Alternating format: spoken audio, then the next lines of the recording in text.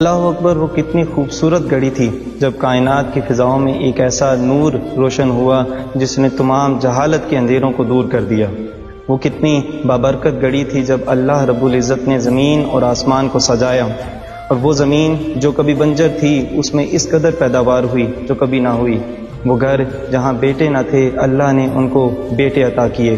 وہ مویشی جو لاغر تھے، کمزور تھے، اللہ نے ان کو فربا کر دیا۔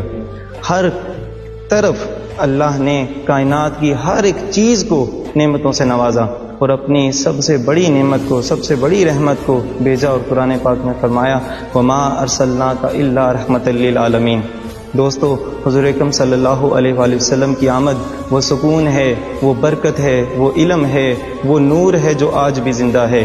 اگر ہم چاہتے ہیں ہماری زندگیوں میں سکون ہو، ہماری روحوں کو اللہ کا قرب نصیب ہو، تو ہمیں اپنے دل کو حضور اکرم صلی اللہ علیہ وآلہ وسلم کی محبت سے بھرنا ہوگا، اپنی زبان اور اپنے دل کو درود سلام کے ساتھ تر کرنا ہوگا، اپنے اعمال کو حضور اکرم صلی اللہ علیہ وآلہ وسلم کی سنت کے مطابق ڈھالنا ہوگا۔